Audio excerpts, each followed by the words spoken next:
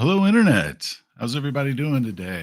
Well, with the nomination, I figured, I could probably get off my butt and finally do that live stream I've been meaning to do forever. And I just figured, let's just set up the camera and just go ahead and go live and see what's going on.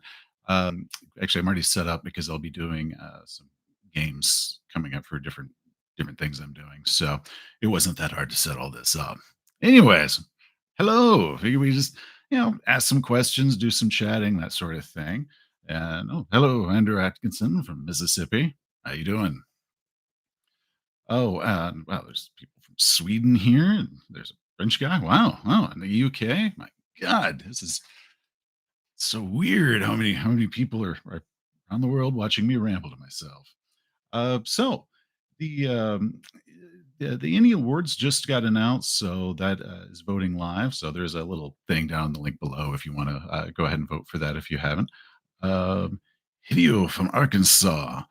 Booth Bay running two-headed serpent is your first Pulp Cthulhu game. You were loving it. Good. That was such a great campaign. I I don't know. A lot of people don't like it, but I like the fact that it's linear in the sense that one adventure, leads into the other, which leads into the other, which leads into the other. But then you've got this New York hub that allows you to spoke off. So it's kind of got this sandbox that is New York, but then it spokes off from there in kind of a linear fashion. So loved that campaign. The How We Roll guys are going through it currently, and Joe was saying like he's going through and watching my videos on it when they complete chapters, but then he accidentally got spoiled on something up ahead, so he's had to stop. So, but no, have fun with that one. It is great.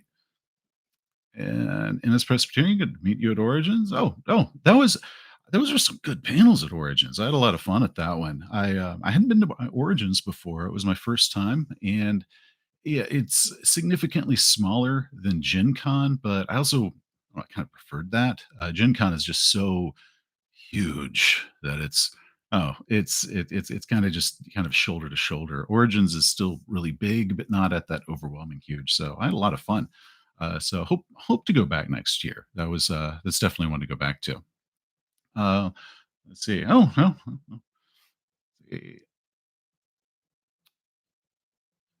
Bean, by the way, I am going to mispronounce everybody's name. So thank you for getting me into Call of Cthulhu.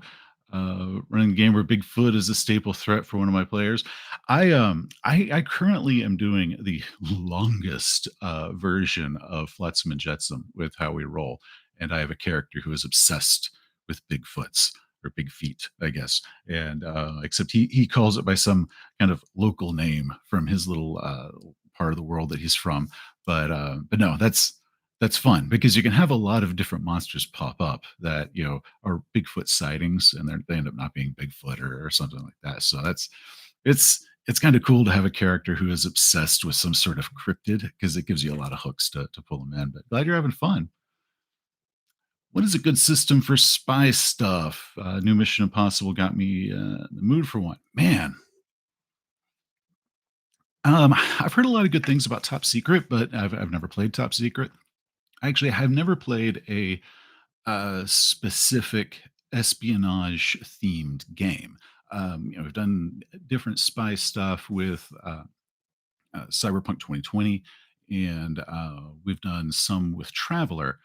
And I know that Call of Cthulhu, the BRP system, could do it very well, but we really haven't done any like actual spy type things with that. So I don't I don't really know of any that are I guess the best for it. But I'd probably look into Top Secret because that was actually geared towards it.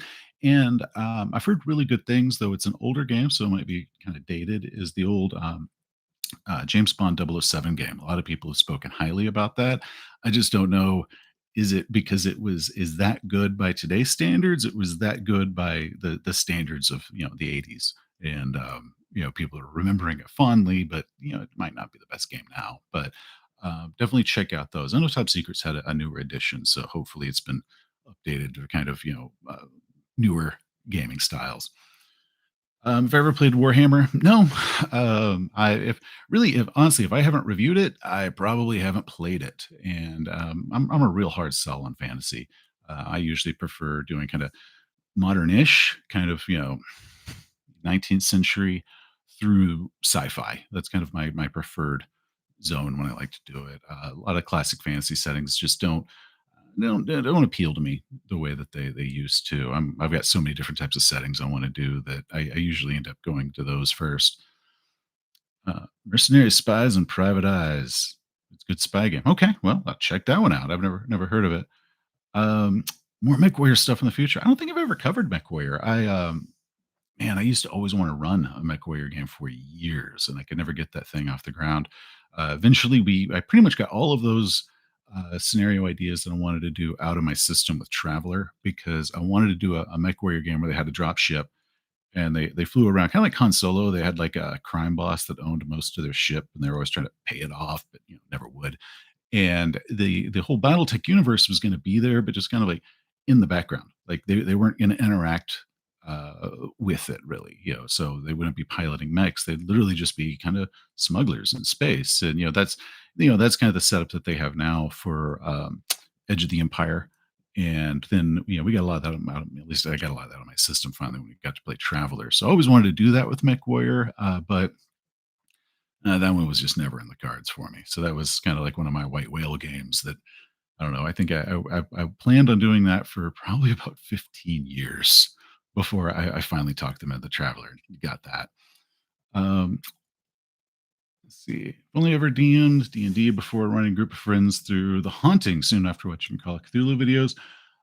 What do you think the biggest culture shock is for new keepers? If you're moving over from D&D into Call of Cthulhu, basically there's two types of culture shock. For players, the biggest one is how fragile the characters are. Like you don't have healing spells and any of that. You've only got like 10 or 11 hit points, and a gun can do 12 hit points in one shot, even before it's an impaling strike. So the characters are very fragile. So that is one culture shock that they have to get used to. But the bigger one that I've found is getting them used to investigative style games, where you're not kind of charging into the haunted house, and, get all the gold and kill all the bad guys or something like you would find in like kind of a D&D dungeon crawl, but more of researching it and going around the various locations. And that's actually where the real Jack the NPC came from. Was I created him as an NPC to kind of ease the players into that. And I cover that in my video on that, and I think I do a bit on NPC companions on that video.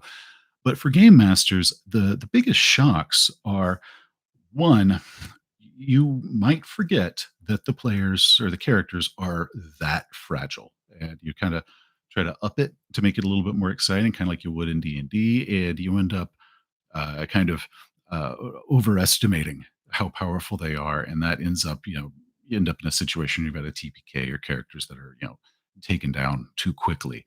So that's one of the big things that I found with Call of Cthulhu, or at least going to that style of game where it takes a little bit to get used to how fragile they are. And the other one that I think is a pretty big culture shock for game masters is with story based games like that, where we're doing a plot like an investigation or a mystery, you do have to do a lot of improvising of different aspects around it. And this one, again, I talked about in the video for that. Like, if they fail a library search while looking it up, maybe you could translate that failure as they got the information that they needed. However, they accidentally tipped off a local cultist who was looking up the same thing, and now they're going to be followed by a cultist and whatnot. So there is kind of a lot more improvisation on your part to kind of keep the story flowing and not allow the investigation to grind to a halt because they didn't find all the necessary information. So, but good luck with it. Hope they have fun. I love that adventure. Let's see. Rick Sherman 34. Thank you for $10. Wow. Good luck with the Ennies. Any plans for more Traveler content this year? Yes. Well, first off, we will be doing Voyagers of the Jump with Glass Cannon later this year. We'll actually be recording those pretty soon. But the other news is we have started a new Traveler campaign. So we're actually doing, instead of the other way I did it before, it was a bunch of short adventures. We kind of linked them together.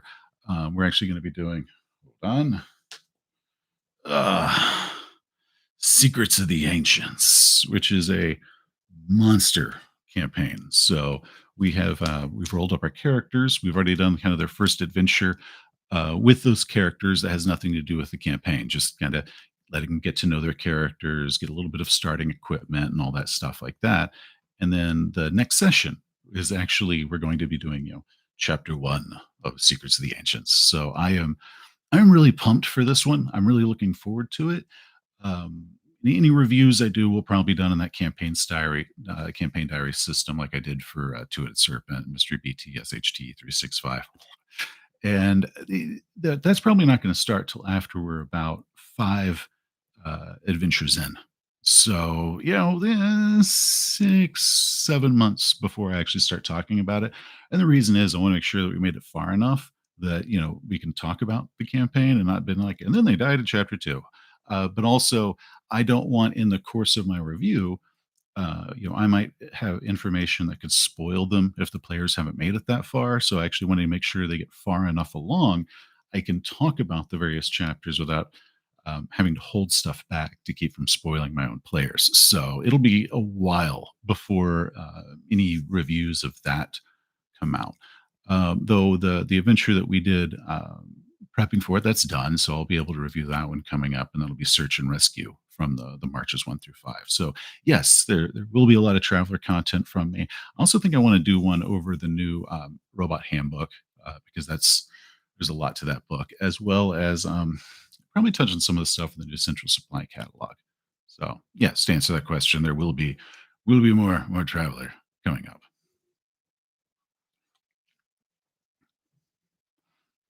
Let's see, what do we have here? GURPS, never played it. Um, well, no, I'm not reading that one. That's a spoiler for Secrets of the Agents. Um, so, an existent human question. Thank you, by the way, for all caps question. That really does help me.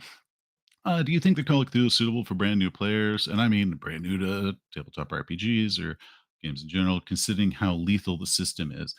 Actually, I think it's perfectly fine for it.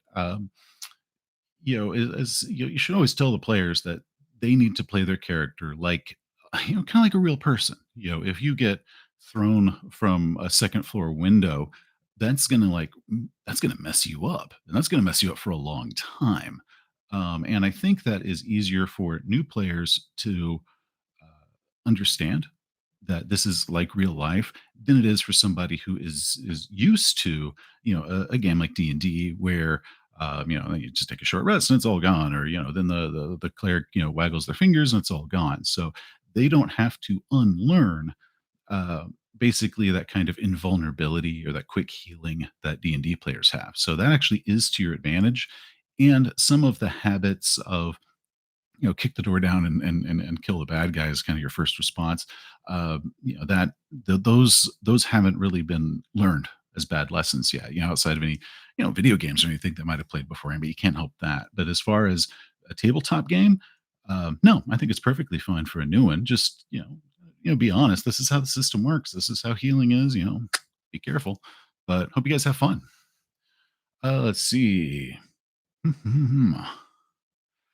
Do you have any thoughts on TTRPG SMR content? Your voice is very calming and be excused through the old campaign notes. Not, not really. No,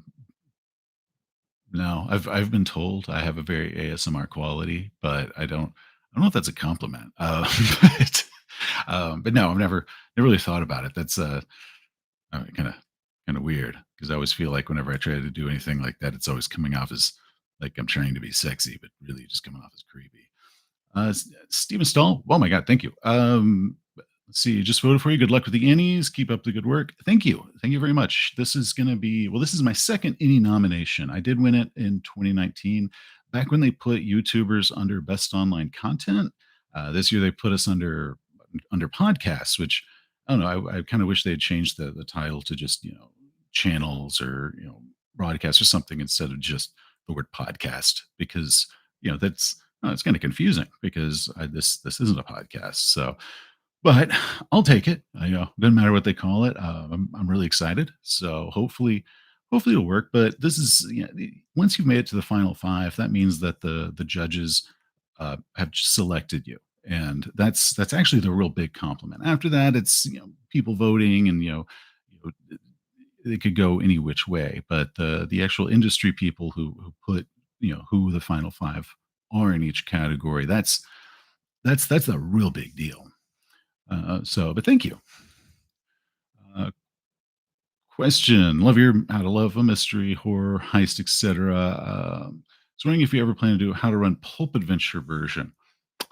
That's a thought. I've never actually considered something like that. Partially because what people call pulp can mean so many things.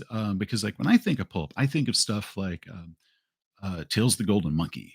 I remember watching as a kid, or what was it? It turned into Tailspin. Disney's Tailspin was based off that, or of course, Indiana Jones or The Rocketeer, that sort of thing. But to some people, it's more like Doc Savage and sort of thing. So I think to talk about like how to run pulp, I'd really have to come up with like a lot of different angles to come at to hit a lot of those different kind of definitions that people have of what they think of when they think of pulp, because a lot of people think of different things and all of them are correct. So, but if I come in and say this is how to do pulp and only talk about my way, it's not really going to cover everything that term entails.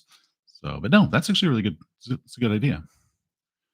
Um, do you have any plans of playing more Pulp Cthulhu with How We Roll or any other fellow creators from Pokemon Butcher? Um, Man, I'd love to. We don't have any in the pipe right now with How We Roll. I'm doing two games with them, and so we're doing Flotsam and Jetsam, and the longest Call of Cthulhu game of all time, which I think we're on the third adventure in like our close to our third year. But that one's a lot of fun. Scott Dorward is our keeper, and we're we're joined by typical Veronica and Adrian Tchaikovsky, who's a fantastic author. And we are, I don't know, we're kind of a standard bunch of idiot players. So that's scheduling conflicts have made that one last forever. And then I'm also doing a game of Aliens with How We Roll, and that's been pretty fun. John Hook, who I do the Modern Mythos podcast, is running us through that. So after that, if they ask if I want to do any Pulp Cthulhu, hell yes. But in the meantime, I'm not running anything, and with Pulp because we started Traveler, so I don't know when we're going to be returning to it. Hopefully, once Cthulhu by Gaslight comes out, because I would like to do Cthulhu by Gaslight, and since I want to do it as a campaign, we're going to add some Pulp to it, and then I can talk about how I do that. Hmm. Fool's Gill. Thank you for the $10. Has Gas Clan said anything to you about Voyages the Jump Season 2? Yes. We will be starting very soon. And that's all I can really say because that's all I really know. Um, but there is a gap between when we record and when it broadcasts, partially because they want to make sure we have enough episodes that they could do an unbroken series instead of we had to cancel this one because so and so couldn't make it, and life got in the way. So I want to make sure they've got a pretty good number of them, and then they can release it weekly. So we are going to be recording very soon, and Matthew has told us about nothing about what to expect. But yes, the band is getting back together. Don't know when it'll come out. It should be later this year. And for the time being, I don't know what all it's going to be. But yes, there's going to be there. Oh, never ending stories question. Which horror game would you recommend for running a group of 13 plus year olds? Call of Cthulhu, Cult Divinity Lost, Vampire the Masquerade, Call of Cthulhu. Um, I'm not familiar enough with Vampire the Masquerade, especially the new one. I haven't even looked at. But that one was usually a lot of politics and stuff. So that's not as exciting. At least it wasn't exciting for me when I was 13. Cult, no, that's definitely a mature gamer only sort of thing. But Call of Cthulhu, absolutely, and because you can do a lot of different levels with Call of Cthulhu, whether it be PG-13 or PG or R rated, and the system is very easy to understand. So I do like that. Um, Probably, if you're kind of interested, check out the Dare, which is about playing 13-year-old kids. So I think it'd be kind of cool if the players were 13, and they actually have an even more simplified rule set in there that they call Call of Kid Thulu. and that might be for kind of a good introduction for them. But yeah, I would definitely do Call of Cthulhu for 13-year-olds. Alex Eckert, thank you. Is there more cyberpunk on the way? I loved your Bonsai of Death story. That said, Cyberpunk Traveler Hybrid. Um, the only thing that I really have for cyberpunk that is in the pipe right now is recently I redid one of my old Call of Cthulhu videos like that need to redo forever. I don't know, I kind of hate going back and redoing a lot of old stuff, but sometimes you just need to.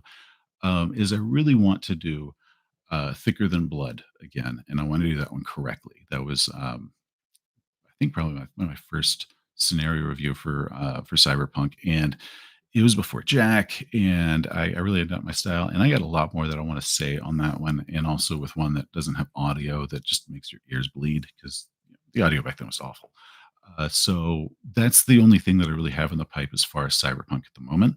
But I am open to more stuff in the future. It kind of depends on how our own Cyberpunk game goes. My buddy George has been running us through it, except schedules have done what schedules do, and life has kind of happened. So that's kind of on pause for right now. Hopefully it'll clear up and we can get back to it, and I can do a little bit more with any adventures or anything that we do.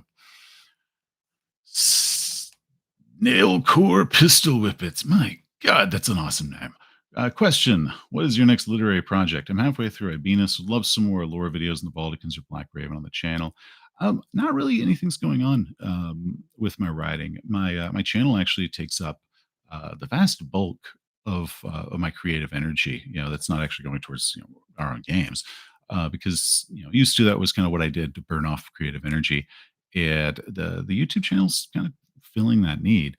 So then with Ashes of Onyx, which was my most recent novel, and that released in 2020, just right before the pandemic started. That book is very much written for me. The Valdigan series I wrote initially with this, I can hook an agent with this, and I did a lot of things very methodically to get those types of hooks to get a market. And then by the time I got to Ashes of Onyx, it's like, you know what, I'm just going to write this for me, my style, and that one came out. Didn't no real critical success or anything, but that's my best. So you probably check that one out. And but no, nothing really in the pipeline. I left it available to where I could continue the Valdican series because I do have ideas for a book five, just not enough that warrants starting it because I don't have the kind of the full. I have the personal plot, what's going on with the people, but I don't have the story plot of what it is the people are doing. I don't have one figured out that is different enough from the other books that I don't want to have anything that's like a repeat. What I did. That's always my fear with series is you end up kind of rehashing the same stuff. So that's why with the Voldigan series, each book has a very different theme and a very different plot, as well as different character plots that are going on the side because I don't know, I wanted to explore and just try a lot of different stuff. So book five, if that happens, would actually be about Louisa. So I hope that answers it. What else have we got here? Son of the D. Thank you very much. Um, I don't know what that is. I have no idea what currency that is. Pokemon Butcher. Am I having fun? Yes, I am. I am busy as hell lately, but I'm having a good time. So I'm having a good time right now. I don't know why I put these things off so long, but once I do them, I end up having a lot of fun. Sir Rando, do you have any plans to cover the Genesis Universal System that Fantasy Flight Games put out? No, never looked at it. So, until I play it, I'm not going to review it. So, I never really had any reason to check it out. Peter Cullen, have I ever thought about writing my own or tried writing my own TTRPG game? I actually did a really good interview over at Daiku Games like a week or so ago that, and I kind of touch on this. I have house ruled games to the point that it was, not full game design, but getting really close. So we took Interlock, which was the cyberpunk system. Then we added all the house rules for Interlock Unlimited, so kind of one more degree of separation. And then we actually did a 1930s pulp game with that, and then we did classic fantasy with that, like knights and shining armor and horses and magic and all that, where I had to create all the magic rules and create all those rules. But those were never for publication. It was so much blatant theft of lots of other stuff that went in there. That's like, oh, I can't release that to the public. It is nothing but stolen property, held together with duct tape. But as far as just creating my own system, no, not really. I do, I enjoy doing different house rules to make a good thing better. I really do am fascinated with certain aspects of you know the creativity that goes into game design, but it's not really any need that I have because there's nothing really that I really want to play that there's not a game for, which I think is really the core that you need for game design is you're trying to create it because there's something you want to play and it's not out there, so you're going to make it yourself. So not don't really have anything like that that I need. Horned Owl, thank you, $5. Currently GMing Transformers. Reference to me, your traveler bids or ideas. Just say thanks for this. Oh, good. So thank you. I haven't. I think I recently saw the Transformers RPG, but I really checked it out. I don't know. I was never really into Transformers as a kid, so I don't have that same nostalgia toward it. And I don't know. The movies didn't really do anything for me. So, hope you have fun with it. Just that was never one that really called to me. Any thoughts on converting the Valden series to a Call of Cthulhu campaign from Scott Core? That would actually be real easy to do. Just taking the BRP mechanics. Sanity, you would have to overhaul because one of the aspects, which I talk about in Venus, is that um, the characters that are chosen by the weapons to wield them actually do have a bit of mental disconnect to where they are they're less traumatized because the weapons choose people who could have horrible things happen to things around them or see horrible things happen and will not get uh, just thrown off by it. So they actually have kind of a cold disconnect, and that's one of the qualifiers that the weapons look for. So you'd have to really change the Call of Cthulhu sanity mechanics because that's meant to be what the average person is like, and the Baldecan Knights are not. They don't have that. Um, their empathy doesn't work like that. Let's see. Alexander Shindy. Speaking of cyberpunk, what do you think about Cyborg? Not serious enough. Um, I have it. I have thumbed through it. I haven't read enough to really have much of an opinion. Morkborg, which a lot of people love, I find reading that book physically hurts me. It basically it makes my ADHD flare up because of all the different fonts and everything. I find it actually almost stressful to look at. So it's one of the things that's going to keep me away from Cyborg is they do a lot of the same, lots of different fonts and all sorts of stuff, which is part of the styling of the book, and I get that, and that's cool. But it doesn't mesh with me. But also, I don't know. I've already got Traveler and Cyberpunk that are filling that niche, so I don't really have much of an urge to read that because I don't really feel a need to look for something else because I don't. I'm happy with what I have. So, anyways, John F. Kennedy. My God, he is alive. Question: this channel takes up most of your time. I had no idea. I was looking forward to your video due to the quality. Um, yeah, this channel does take up most of my time. The average video takes a week because between scripting it, so I write out the whole script, kind of get my thoughts together, organize it, sometimes do a little bit of research, that sort of thing. So that takes a while. But then also, my videos are very image heavy. So whenever I'm doing video, I will flash up pictures of whatever I'm talking about, whether it be a review or I'll show excerpts of line text and highlight it, or when I'm doing any of my philosophies or how tos, I'm kind of scouring through usually very vintage stock photos to kind of put that and kind of comedic stuff. So I have to make all that. I have to find the pictures. I have to Photoshop all of that, and that process takes quite a while. So it can take I don't know 4 5 days before I'm actually ready to even record it and then edit it. And the recording and editing is usually pretty fast because well, I've already done everything. I've got all that stuff out of the way.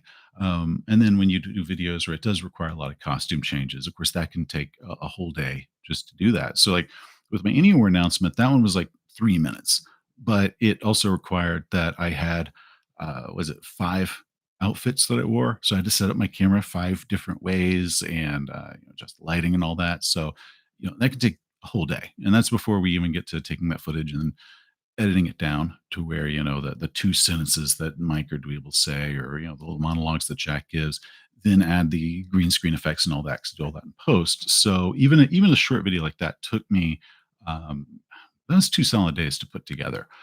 So yeah, the channel takes up the majority of my time, like a lot. But I enjoy it. But that's also why I went from a weekly schedule to basically biweekly, and it's because a couple years ago I was knocking one out every 7 days, and I was hitting burnout. I think the quality of my videos was going down because I just didn't. I was just tired, and I wasn't devoting as much time to them. So also, my laundry was piling up, so I moved it back to that just to give myself a little bit more breathing room between it. That way, I can when I focus on the channel, I can really focus on it. But yeah, it takes up a lot of time. And I've also had a lot of people like, "Well, why don't you hire an editor?" It's like, man, so many of my big executive decisions happen during the editing process that I can't let somebody else uh, take care of that for me. I need to handle it all. Okay, my God, there's so many that have scrolled through here. Okay, Butcher, thank you. Question: Have you played Arkham Horror? LCG, love it. Tried Mansion Madness. I have not. I've looked at it. I've checked it out, but haven't played it. I was a play tester for the new Terror Pass that Sandy Peterson is doing, and it's kind of like the Call of Cthulhu board game that's kind of got a lot of the aspects, kind of like Arkham Horror, where it's like a board game that's also a kind of Call of Cthulhu role playing game. So I play tested that. I've played many versions as they're trying to put it together, but haven't ever played Arkham Horror.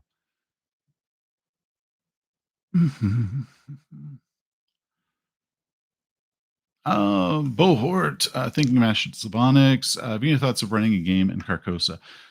I don't know. I have my own version of Carcosa that I do. So like in Ashes of Onyx, it was not the Call of Cthulhu Carcosa. It was mine, um, because I actually focused more on the original Bierce and Chambers versions of or stories with Carcosa and the King in Yellow. And then even in the novel, I talked about Lovecraft was one of the many authors that came along after that, kind of added his own. So I didn't want my depictions of the king or the yellow sign or anything to have any Lovecraftian influence. And kind of in the writing process, I kind of decided what I liked my Carcosa to be. I mean, actually, I got a couple of changes I'd make now, but um, so I haven't run anything there, but because part of it is mine. I ended up reading a scenario that had Carcosa. I think it was Alex Guillote who did just the various. What am I trying to say? Grindhouse. He did Viral and oh, Carnival of Madness. I've seen his depiction of Carcosa. I thought that was really awesome. It's very different than mine, but I don't know if I would run it. It depends on what the adventure was or the scenario or the reason before I did it. But I don't see that as just something I want to do just to do it. If there's a good story that takes the characters there, absolutely. But not really. I don't really feel the need to just put the characters and role play through Carcosa just for the sake of doing it. So depends on why. Let's see. Yes, the historic backgrounds are great from Drive Kennedy. The images, the keeper screens.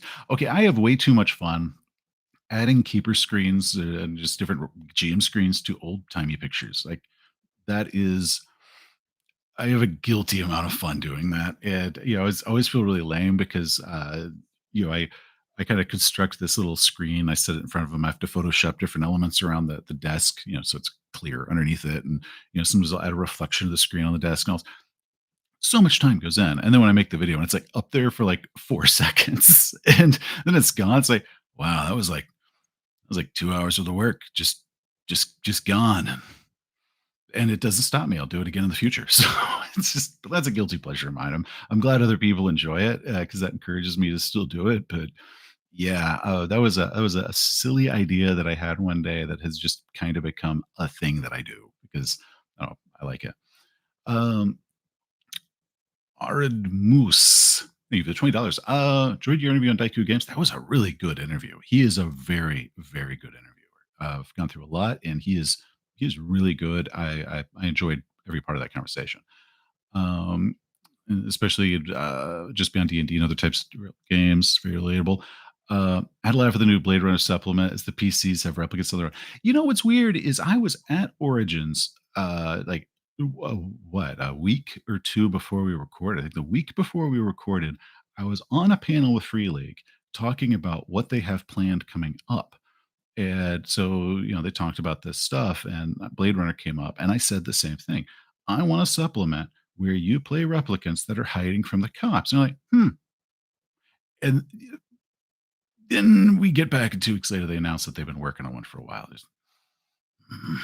Or I can just say I was a prophet. But man, I was having a great time. But I guess they didn't have approval to announce that one yet. But yeah, I did tell them to their face that they want it, and then they did announce it. So maybe I'll just take credit and pretend they hadn't probably been working on that for like 9 months.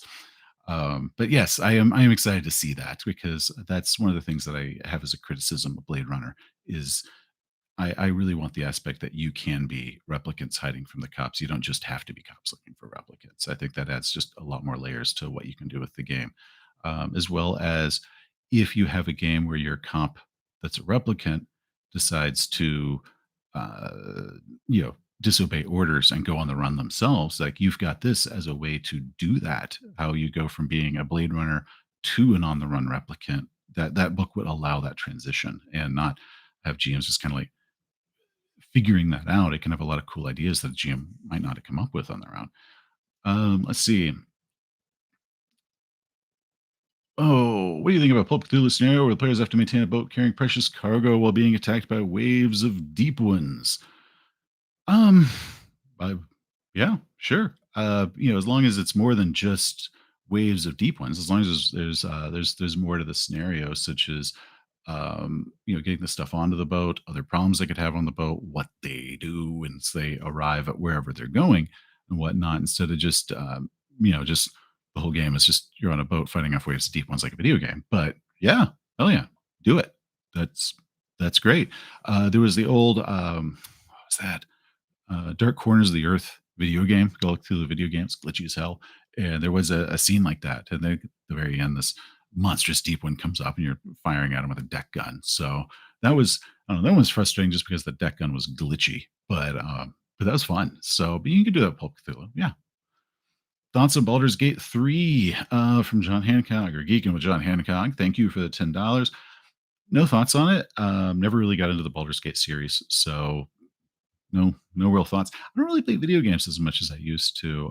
When I decided to start writing seriously, I kind of had to reorganize what my time sinks were going to be, and video games pretty much ended up being it. So I I play them just so rarely. Like I played Cyberpunk 2077 about 6 months after it came out. I knew it'd be glitchy. Didn't know how bad, but then I waited till it was pretty much cleared up and then played that. And I started Resident Evil 8 like right after that because I was like, man, I miss video games, and I stopped playing that like pretty shortly in because of time. So I just don't play video games as much as I used to.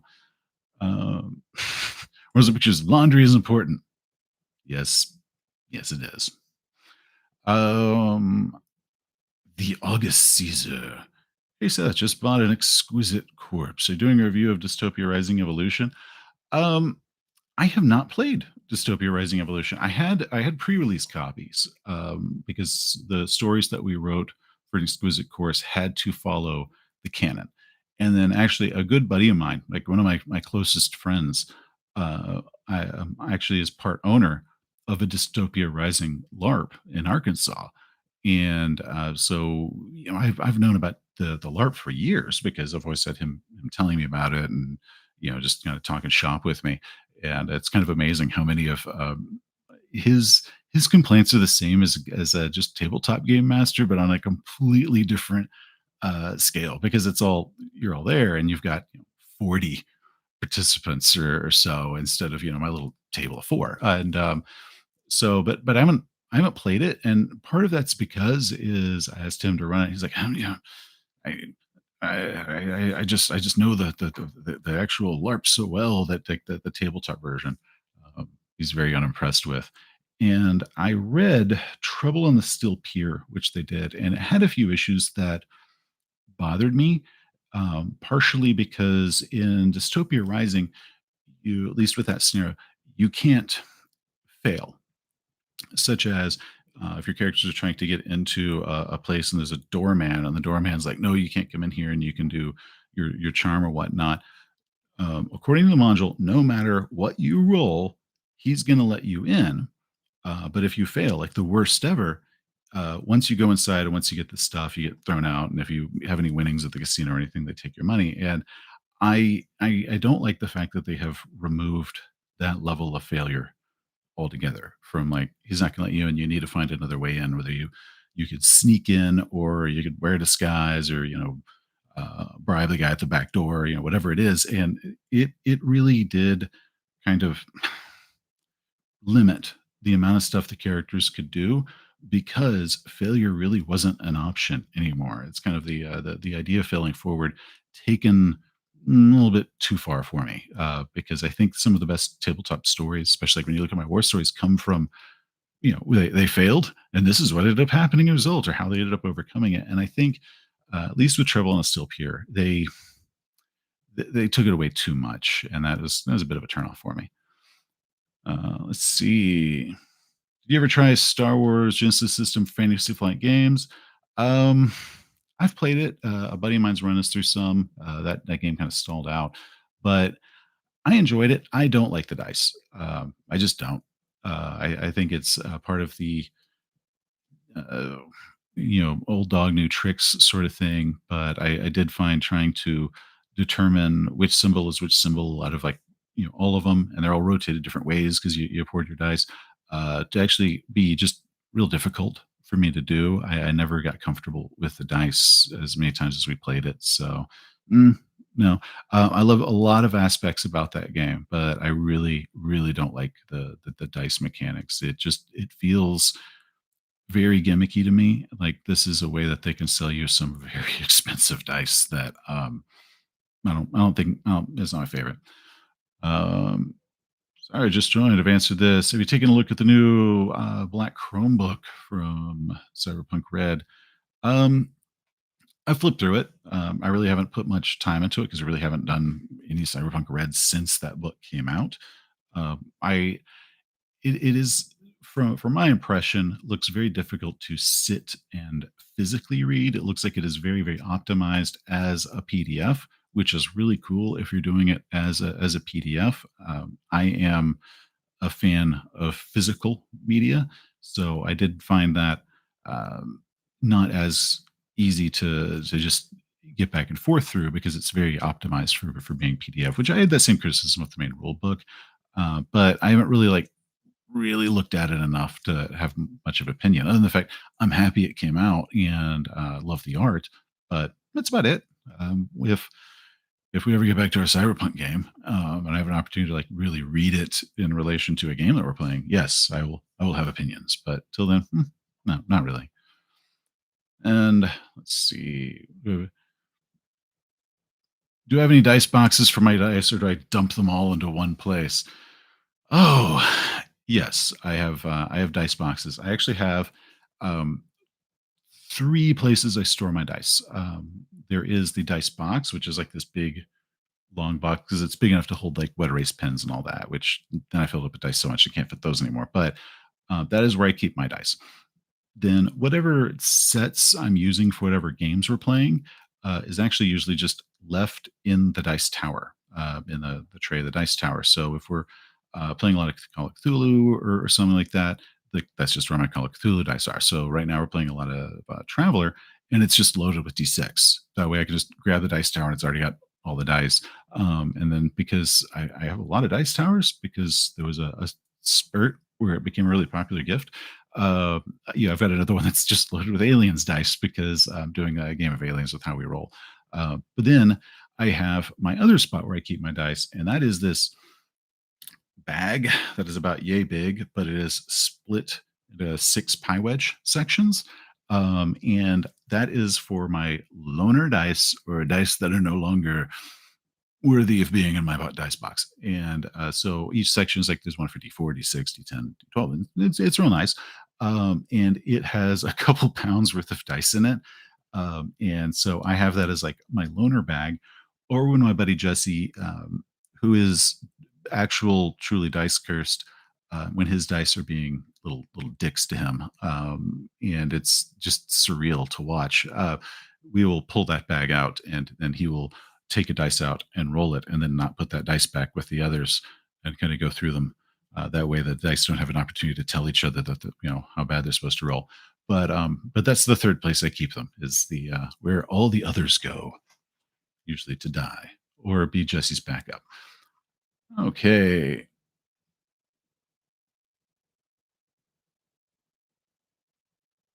Um, Question: You not shy away from dark core elements in your gaming group, cult, but there's no World of Darkness. Never got into World of Darkness. I love the video games, but never, never really got into it when Vampire and everything was at its peak. I was actually so into D&D at the time. I didn't want to play anything about D&D, and that was me in the late '90s. And uh, then when other games came out, I just never really felt the call to playing Vampire or anything. So that's just the big reason. Nothing against it. Just nothing it called to me.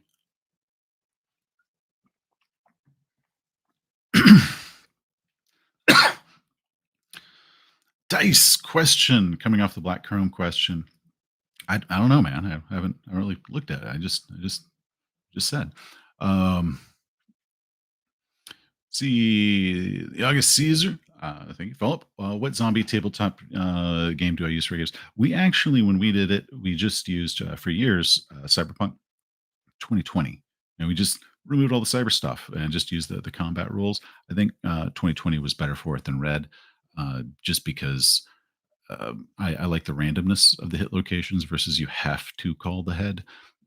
It's just you could call the head or just get lucky. And now I would probably just use BRP or Call of Cthulhu system for it because I find that even simpler.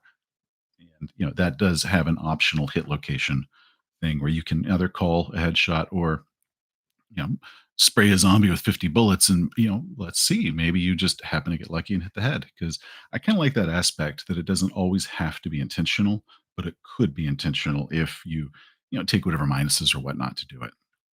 And I want a game that the characters are very fragile and has a pretty wide selection of different types of weapons they use, whether it be rifles, shotguns, pistols, hatchets, chainsaws, whatever.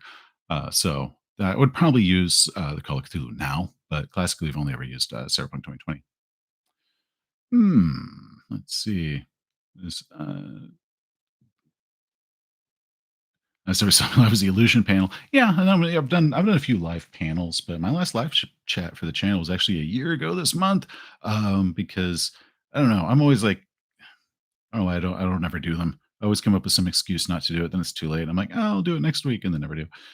So the indie nomination made for a really good excuse just to go ahead and get that out of the way. Um, let's see. Hi Seth. What are your favorite Archon Death Angels from Cult? Tippereth. I really dig Tippereth. I like um, I like the aspect of how they have described Allure, where Tippereth is this archon who is the your different Instagram models and your different fashion influencers and whatnot, and how that allure keeps people caught into the illusions. So yeah, definitely Tippereth.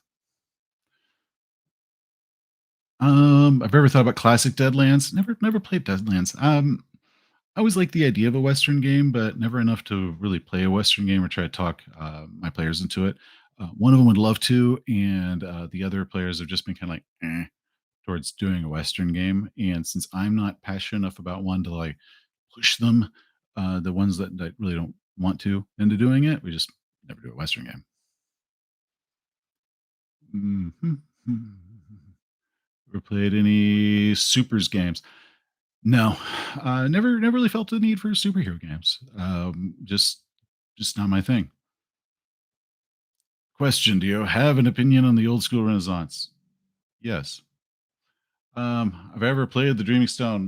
No, I haven't played it.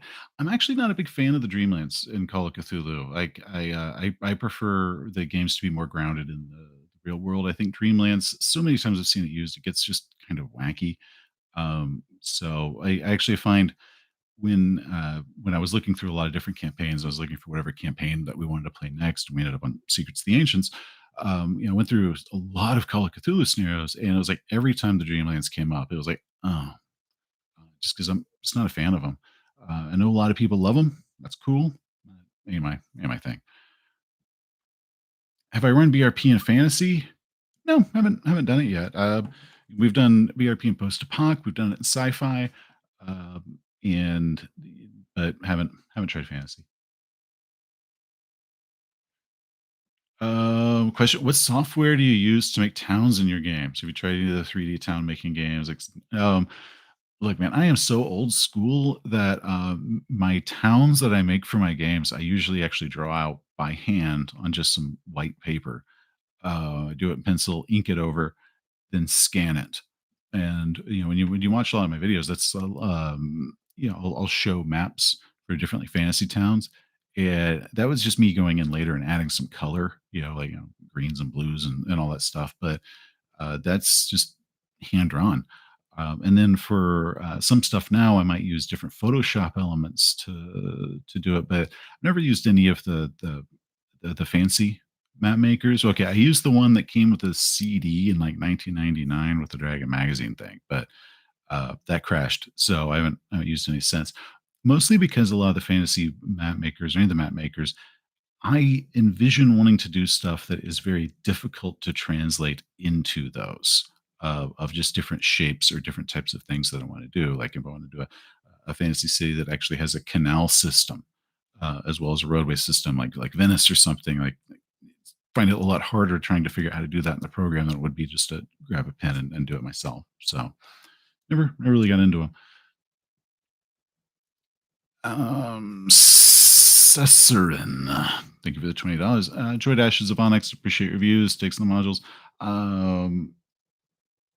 Well, it's just a thank you. Well, I'm glad you enjoyed Ashes of Onyx. I actually have. I recently started listening to the audiobook version again, so it's been a couple years since I did it, and it's kind of it's kind of weird when you've had that much separation and then you're listening to an audiobook of your own book. It's kind of like the only time you really get to appreciate what your own work is like to someone else, because I physically can't read any of my old novels because my eyes are still trying to edit, or they're remembering the way things were on previous versions or previous edits, or different stuff like that. So actually it's very difficult for me to go through and read them, so I can listen to them because that has that separation of the written text that I spent hours upon hours staring at. And um and then once I've kind of far enough away from the story, I don't know every sentence that's about to be said word for word anymore. So it's kind of like, oh, this is what this story's like. So I'm currently going through that, or at least finishing it up. So I think I'm like about 75% through. And but no, thank you. Good plays. So what stupid scrolling thing.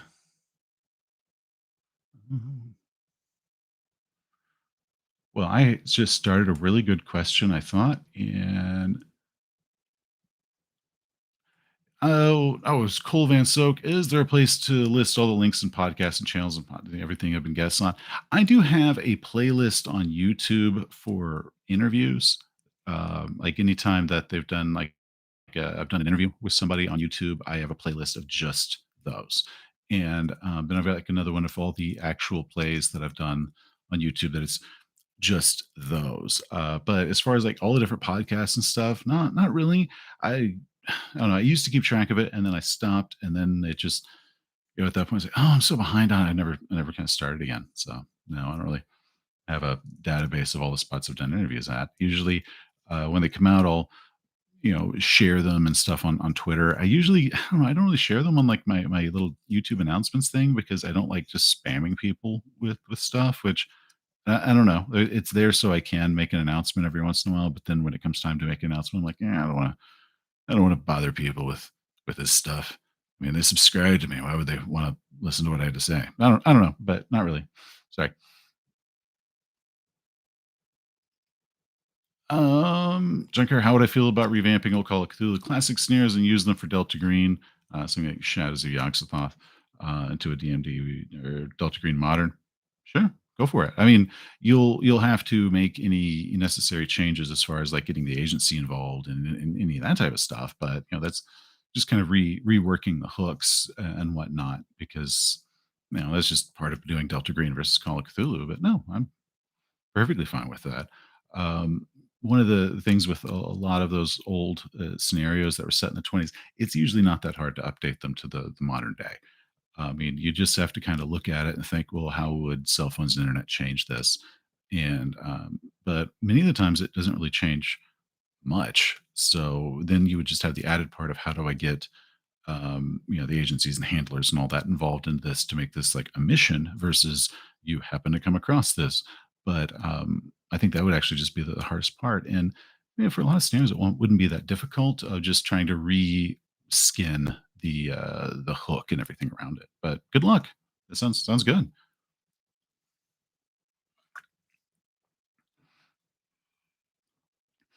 Now that I've written a scenario that ties into my favorite Lovecraftian stories, what would be my next scenario to write?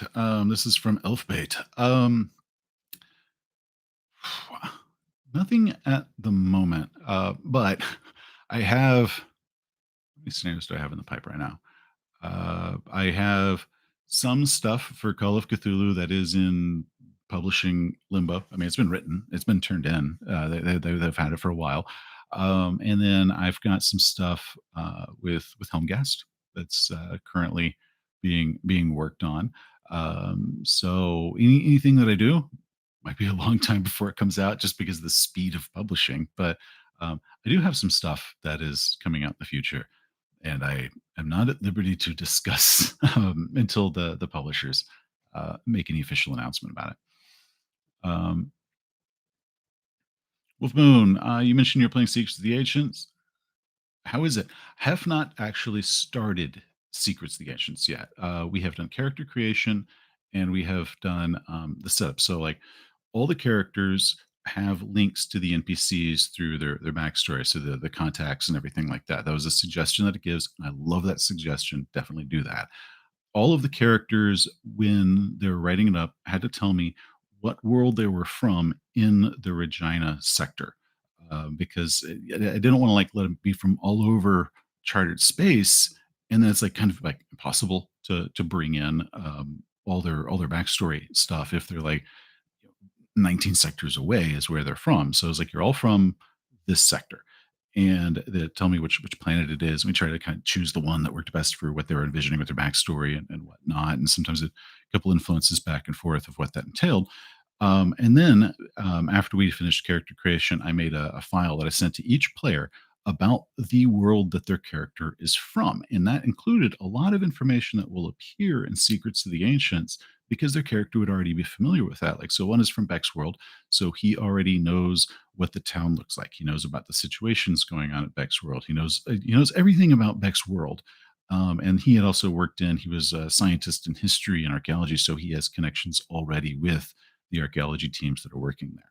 And another one is the inheritor. So he's from Alel. So I went ahead and gave him all the information on Alel, all the creatures, a lot of the cultural stuff on it. So that way, that player comes in already knowing all this stuff, and they can actually help share that with the rest of the group versus the players just looking at me. And I thought that was a cool way of kind of tying those connections of not just the NPCs as enemies, contacts, rivals, and everything, but with each world they could do.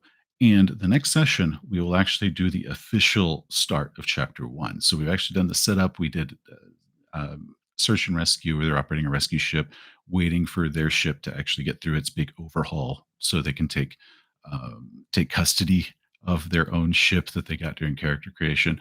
But we haven't started it. Looking forward to it.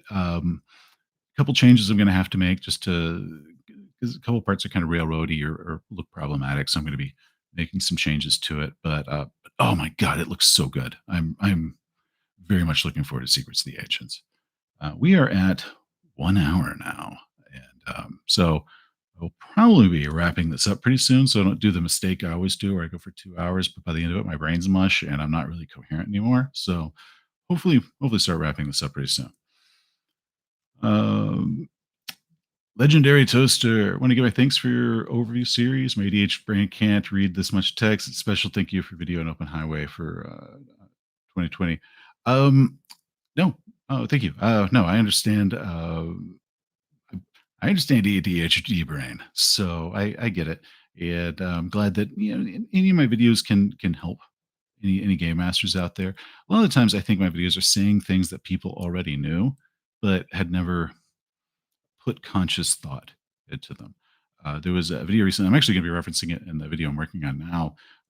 On the Alexandrian, Jason Alexander did a video, and he had a hack for when the players don't let you finish your monologue of your bad guy monologue and stuff. And it was the stupidest, easiest, just so stupid easy. And it blew my mind because I had never actually consciously thought about it. I may have accidentally done it once or twice over the years and never did it click. This is how you solve this problem. And then how to do it is if you want your bad guy to give your big monologue or your big scene or whatever, and the players want to interrupt and shoot him in the face or whatnot, is go ahead and let them roll initiative and say, okay, well, once initiative begins, you will go first or second and all that. And then they just keep talking the thing. And then once it's over, and basically we're done with whatever information need to be apart, and the player's like, I'm going to pull out my gun and shoot. Okay, well then we can go through the initiative order after that. And it's so simple, so easy because it is establishing. Yes, I acknowledge that you're going to pull out your gun and shoot, and before anybody gets in action, we are going to have this initiative roll to determine how it goes, so that way you don't have to worry about you know getting caught whenever they enact their evil plan.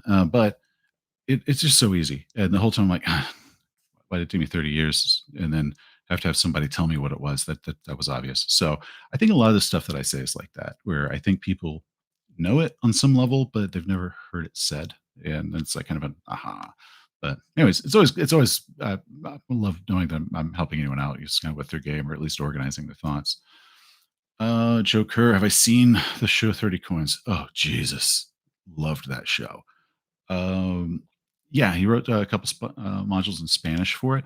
Evidently, Call of Cthulhu was huge in Spain.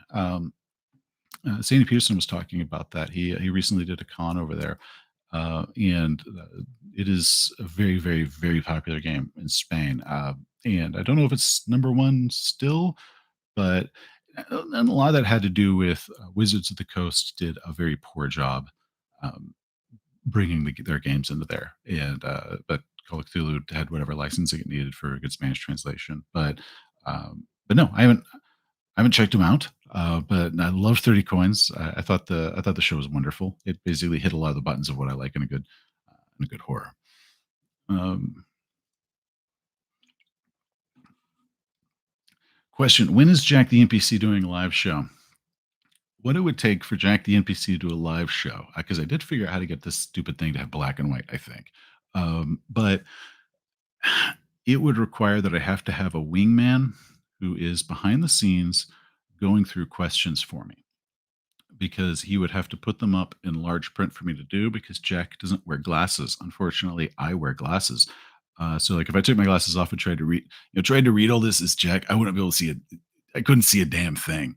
So I've always wanted to, but it actually would require orchestrating it with somebody so they could actually be sending me the questions in large blind person font for me to read through them. Because without my glasses, it would be infinitely harder for me to keep track of the scrolling bar and be able to read anything. So maybe one day it just requires that I kind of set it up with a couple people in advance. That way I can have somebody feeding me large font curated questions. So that's it.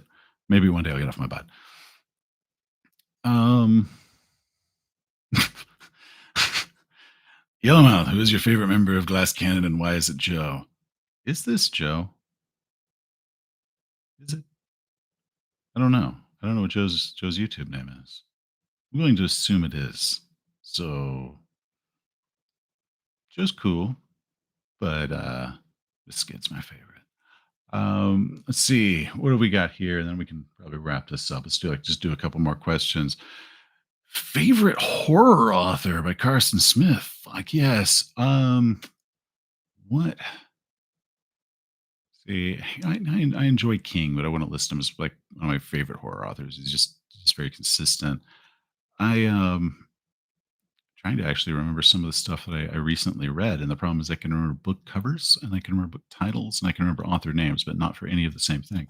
I really enjoyed The Fisherman, and I cannot remember the name. The moment this is over, it'll come back to me, or the moment I'm done answering the question, it'll come back to me.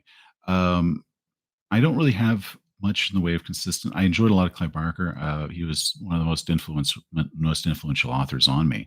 But I read basically his whole catalog when I was in high school and early college. So I haven't really read too much of his new stuff. I was very underwhelmed, to say the least, with the Scarlet Gospels, and I've gone back and I've done audio versions of many of the books that I read years ago, but it's kind of like revisiting an old friend because I know exactly how the Great and Secret Show is going to be. I know exactly how the Hellbound Heart's going to be. So it's not the same as uh, reading a new one. So I don't really have it just jump out at me as I read everything that they do. For whatever reason, I kind of jump around when it comes to horror authors. Let's see.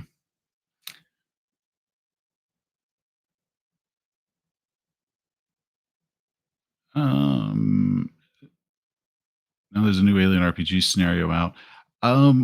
Either once we are done with how we roll, I will be reviewing the scenario that we're doing because those were Andrew Gasca is releasing several novels, and in the backs of his novels are single act alien scenarios. And right now we are playing in one of them. Um, I want to say it's called Fallout, but I could be making that up. So once that's done, I'll give it a look and do a review of it sometime. But you know, if we play it, we will do it. Just right now, we haven't really been. I haven't been in the mood really to run Alien in lieu of other things I want to run, so we just really haven't done much. But John Hook asked if I wanted to play in this one Gasca scenario, and I said yes. So once we are done playing it, I will review it. Mhm. See, Three August Caesar. Do I have any plans of war story videos for my playtesting of published scenarios? No, no. Mostly because those none of them are really good enough for a review. Basically, to do a war story video kind of requires it meets a few qualifications of is this anything that would be good for a video? And most of them are like, ah, you had to be there, just kind of chuckles because we're friends and we knew each other, but nothing that was like really a good story. So no. Paul Crossland, do I prefer real dice even when using a VTT? Absolutely. I will roll real dice whenever I'm running a game on a VTT. I allow them to roll real dice. I totally fine with it. Um, I also believe that a lot of the electronic dice rollers absolutely personally hate me. Roll 20, for example, personally dislikes me. I've said that for years, and then when I played some games with Bud from Bud's RPG Review, and he watched it, he agrees. Roll 20 personally hates my ass, so I prefer to roll them in person.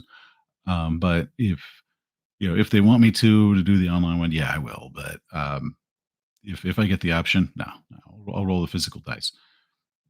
Um, let's see.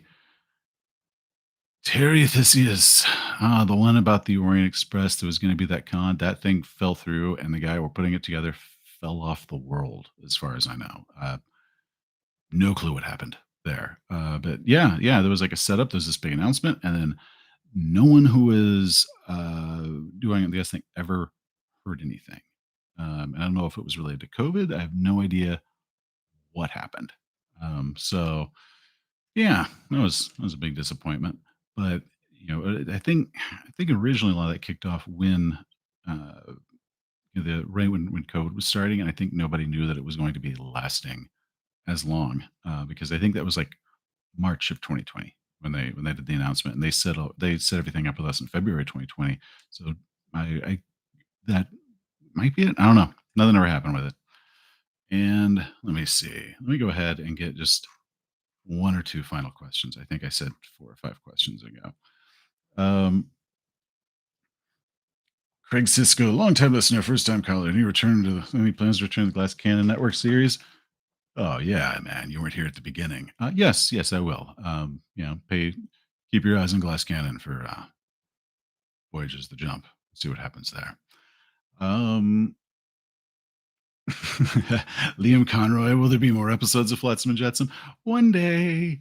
We have been in the most insane comical issues with trying to schedule games between us. It has is past beyond just sanity of how many issues we have when we have been trying to schedule the current games, because we have been doing uh,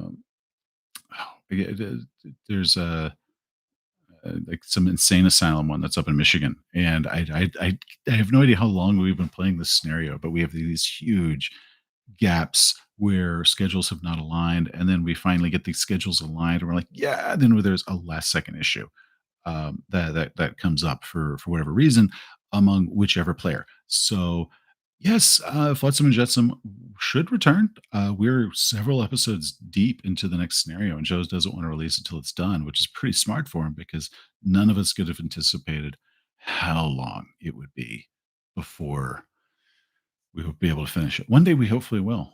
Um,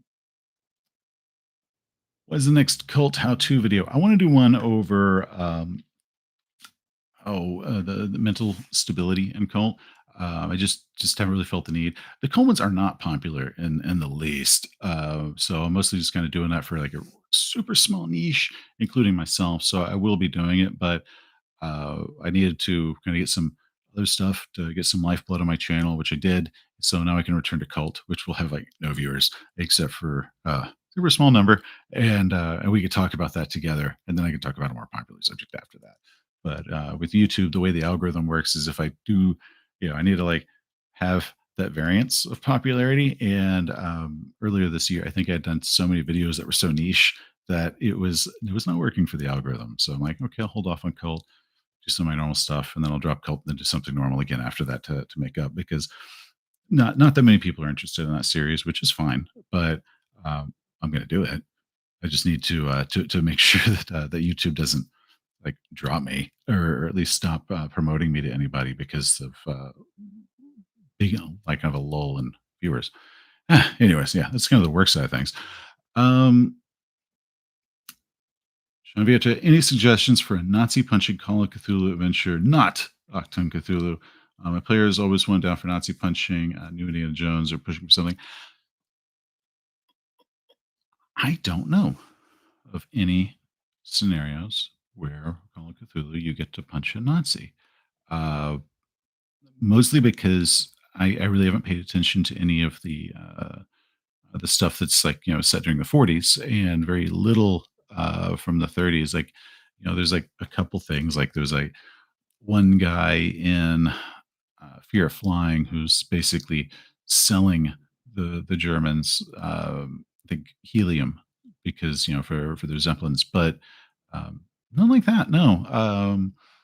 There's Hollow Earth Expedition, which does have getting to punch Nazis and dinosaurs, but I don't know any for Call of Cthulhu, like just off the top of my head, that aren't taking any of the Octung Cthulhu's, which it was originally Call of Cthulhu as the actual system before they split it off with this new edition, going into their 2D20 thing. But so a lot of the older stuff is actual Call of Cthulhu. They even released it for 7th edition.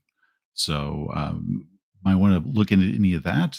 That way you can at least keep the system straight. But no, don't know of any. Polk Sawson, $2. Thank you. Hope you do well in these. Oh, thank you. Okay, let's go ahead and see if I can get a good last question. And of course, no, no, come on. We got a fourth Thor, which thank you. Uh, with Disney made me take down my four Thor shirts off of my Teespring because They trademarked the word Thor. True story, which isn't true, but they have more lawyers than me. And but if you ever wondered why the fourth Thor shirts vanished, that was due to a small dispute with a large company that owned the word Thor. They claimed, and then when Loki came out, they did the same thing to a lot of Etsy people that had like Loki jewelry, but like not like Loki the Disney character, Loki like Loki.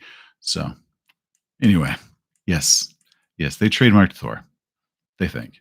I mean, there's the problem when you've got like a billion lawyers that are all make more in an hour than I make in a month.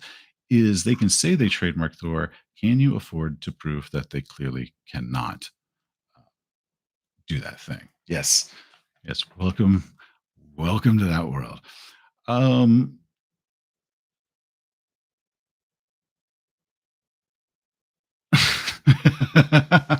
do you maybe your traveler campaign made me check out the Last Scan Network now that I've watched almost all of their content. Are you pleased with what you have done to me?